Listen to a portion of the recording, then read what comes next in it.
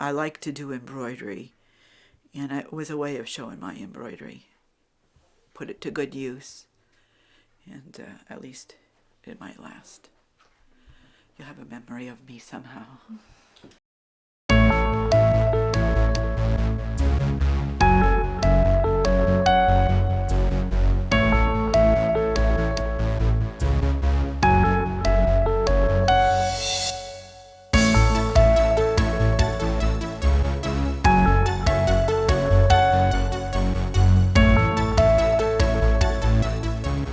That's the first thing I do. I get the material, then you got to wash the material and iron it, and then you stop work. But the first thing I did was you had to trace all of these patterns. Each one had a different pattern on a window or a light box or whatever. You put this under your material and trace it with a pen, either that is water soluble, that will melt when you put it in the water, it'll disappear, or you trace it with the one with heat, whereas you trace it, and after you've embroidered it, you then take the iron and all the markings disappear. And it's a blue Dresden plate pattern. And I've changed the colors somewhat. I don't want those colors on, but I've got it's going to be with the blue and tan. This is what I'm in the process right now. I just appliqued these on. These are getting ready to be appliqued. And an applique is just sewing that onto the material by hand. This is basically what it is. All different petals. And instead of the blue Dresden plate, this is a red one. Okay, this one here is when I started appliquing in about 2006. And I've only got 4 blocks done. And this is called the Baltimore Album. And you basically you cut all the pattern up in little pieces to sew it up in different things. And that will someday be a quilt. And I've added to it, I've been embroidering the name of the blocks are, so people would know years from now, because I don't know all those names. You cut out the pieces, and then you needle turn the back underneath a 1/4 inch and sew all around it so you don't show your stitches. There are 12 blocks to make. And these are the 4 that I've got done. And those are the colors. I've got all the fabric to go with it. Okay.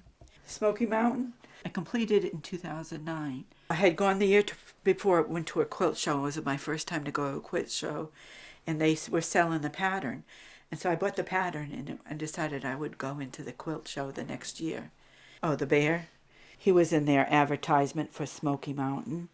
And I just cut him out, and then I added these things and pieced it on to make a little picture. So it tied it in. Smoky Mountain sampler, I used that.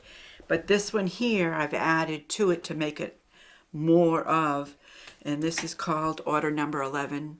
It used to be in the 1930s, the pattern was called Hickory Leaf, but then in 1930 they changed it to order number 11. And basically these are all different patterns that I had on that Smoky Mountain sampler.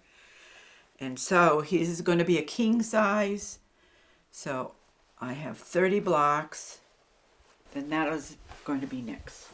This is Hawaiian quilting, which I'm learning to do.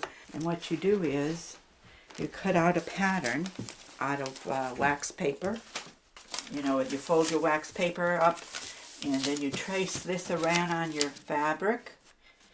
And then you're going to go around, and you glue it down like temporary glue. And then as you pull it up, you cut it and sew on it. And I have another book. That one is supposed to be on top of this blue, so that afterwards all this, what I've sewn, will show on here. These are all little ones I'm going to try to do it on. So I've got it all traced up. Okay, this one here is flower baskets, and will look like a flower garden with all the flower print. And then in the middle you put like a star, and then I quilted it with a little heart in the middle. I just got Laurie's picture and mine in there. And then different things about the quilt and all that jazz.